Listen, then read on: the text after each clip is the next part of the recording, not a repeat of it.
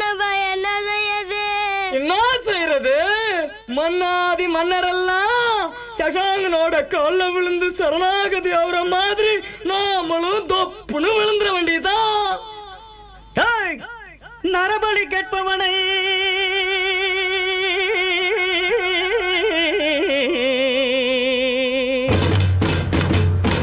அடட நரபலி கேட்பவனை நடமாட விடலாமா?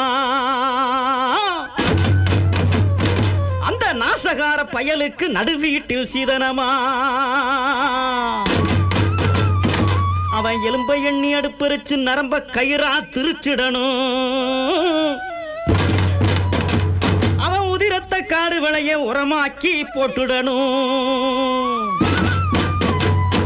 நெருப்புக்கு சொந்தங்களே